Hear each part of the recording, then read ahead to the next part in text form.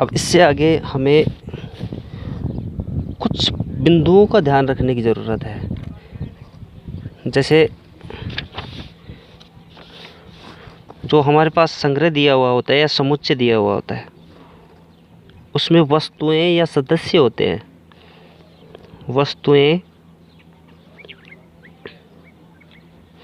या सदस्य, इनको हम अवयव कहते हैं, समुच्चय के अवयव कहते हैं। दूसरी बात, किसी भी समुच्चय को अंग्रेजी वर्णमाला के बड़े अक्षर से व्यक्त करते हैं। अंग्रेजी वर्णमाला में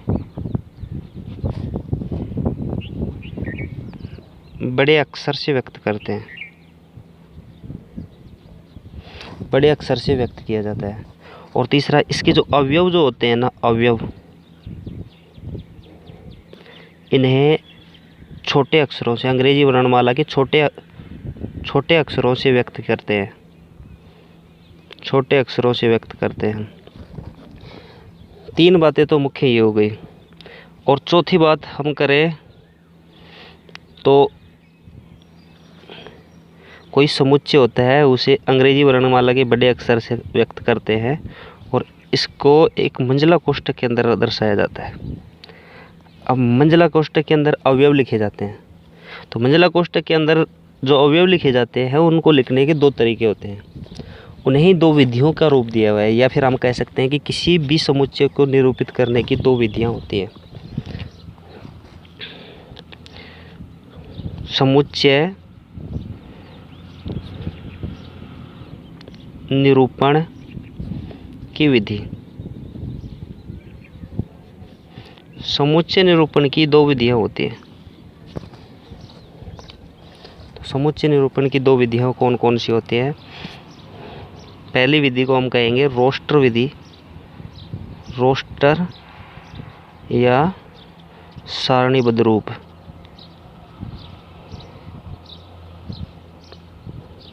अच्छा, दूसरी विधि को क्या कहेंगे? समुच्चय निर्माण विधि, समुच्चय निर्माण विधि या समुच्चय निर्माण रूप भी लिख सकते हैं इसको। इस प्रकार से समुच्चय को निरूपण की 2 विधियां होती हैं। एक को रोस्टर या सारणीबद्ध रूप विधि कहते हैं, एक को समुच्चय निर्माण विधि कहते हैं। अब इनका निरूपण कैसे किया जाता है? तो सबसे पहली बात करते हैं रोस्टर विधि।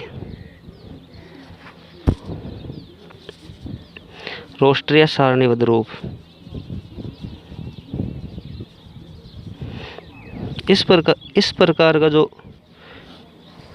प्रकार के जो समुच्चय होता है उसमें हम किसी भी बड़े अक्षर से निरूपित करेंगे और यहाँ तक मंजिला कोष्ठक से इसमें दर्शाएंगे। इन जो अवयव होंगे उनको एक सारणी के रूप में लिखा जाएगा, यानी सीधे लिखे जाएंगे। जैसे पहला क्वेश्चन की बात करें, अंग्रेजी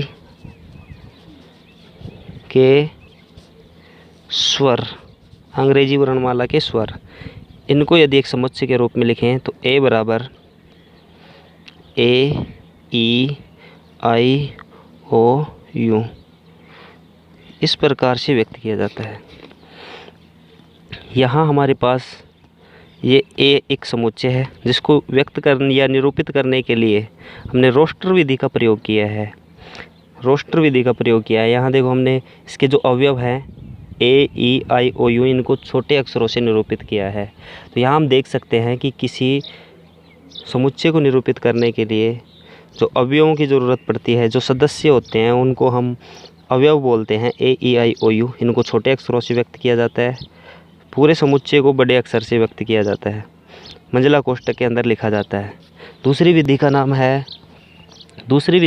है समुच्चय निर्माण विधि।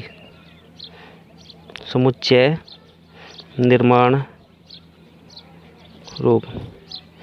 इस रूप में भी यदि हमें ये इसी क्वेश्चन को दिया जाए, अंग्रेजी के स्वर, अंग्रेजी वर्णमाला के स्वर, अंग्रेजी वर्णमाला के स्वर, तो इसको यदि हमें व्यक्त करना है तो ए, इसके लिए लिख सकते हैं एक्स, और यहाँ लिख सकते हैं एक्स अंग्रेजी पुराण मालाकेश्वर, और इसे मंझला कोष्टक में बंद कर देंगे। इनको और अच्छे से समझने के लिए हम चैप्टर के सारे क्वेश्चन करते हैं। क्वेश्चन जैसा भी होगा, लेकिन हमें यहाँ पर एक मुख्य बात ये ध्यान रखनी है कि क्या ये सुपरिभाषित संग्रह है, क्या हम इसे समुच्चय कहेंगे। सबसे पहली बात ये समझना है कि क्या हम इसे समुच्चय कहेंगे। समुच्चय कहेंगे तो हम उसको रोस्टर पद रूप से और दूसरा समुच्चय निर्माण रूप से, दोनों रूपों से क्या उसका समुच्चय का निरूपण कर सकते हैं या नहीं। अब बात करते हैं प्रश्नावली 1.1 के प्रश्नों की। तो पहला प्रश्न है कि हमें बताना है कि समुच्चय है या नहीं है और उसका औचित्य भी देना है। तो सबसे पहला क्वेश्चन जो आपको दिख रहा होगा, जे अक्षर से प्रारंभ होने वाले वर्ष के सभी महीनों का संग्रह। तो यहाँ से हमें जो मिल रहा है जे अक्षर से प्रारंभ होने वाले, तो हम बता सकते हैं कि जे से पहला जनवरी, फिर जून और एक होता है जुलाई, 3 महीने हो गए। तो ये पहले हमें बताना है कि ये समुच्चय है या नहीं है। तो इस संग्रह में से हम बता सकते हैं। हमसे पूछा जाए कि किसी भी माह के बारे में पूछ लिया जाए कि फरवरी माह है, तो हम बता सकते हैं कि इस संग्रह में है या नहीं है। तो तुरंत देखते ही हमें पता चलेगा कि ये इसमें है या नहीं है, तो ये समुच्चय होगा। तो सबसे पहले ये समुच्चय है। अब बात करते हैं कि क्या हम इनको दोनों रूप में लिख सकते हैं, रोस्टर रूप में और समुच्चय निर्माण रूप में। तो हम इसको लिख सकते हैं। तो पहला रूप हो गया रोस्टर रूप, रोस्टर। तो यहाँ से लिख सकते हैं जनवरी, दूसरा हो गया जून और तीसरा होगा जुलाई। तो क्या हम इसको समुच्चय निर्माण रूप में लिख सकते हैं? तो उससे भी लिख सकते हैं।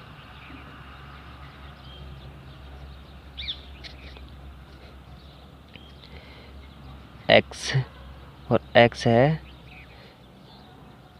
जैसे प्रारंभ वर्ष के सभी माह। इस प्रकार से हम इसको समुच्चय रूप में भी लिख सकते हैं। तो अब बाकी क्वेश्चनों में हम यही बताएंगे कि क्या ये समुच्चय है या नहीं है। तो दूसरा क्वेश्चन है हमारे पास, दूसरा वाला क्वेश्चन है भारत के 10 प्रतिभाशाली लेखकों का संग्रह। तो मैंने अभी बताया था आपको कि प्रतिभाशाली लेखकों की बात की जाए तो अलग अलग व्यक्ति अलग अलग संग्रह बना सकता है। तो इस प्रकार से ये सुपरिभाषित नहीं होगा, और सुपरिभाषित नहीं होगा तो ये समुच्चय भी नहीं होगा। तीसरे क्वेश्चन की बात करें तो विश्व के सर्वश्रेष्ठ 11 बल्लेबाजों की बात करेंगे। तो सर्वश्रेष्ठ 11 बल्लेबाजों की बात करें तो ये भी अलग अलग व्यक्ति अलग अलग बना सकता है। तो इस प्रकार से ये भी समुच्चय नहीं होगा। चौथे क्वेश्चन की बात करें, आपकी कक्षा के सभी बालकों का संग्रह। व आपकी कक्षा के अंदर चाहे कोई भी जाए, कोई भी अध्यापक जाए, सभी बालकों का संग्रह करके लाएगा तो समान ही आएगा, चाहे कोई भी जाए। तो इस प्रकार से ये सुपरिभाषित संग्रह है। तो हम देखते ही बता सकते हैं कि ये बालक इसमें है या नहीं है, इस क्लास कक्षा में है या नहीं है।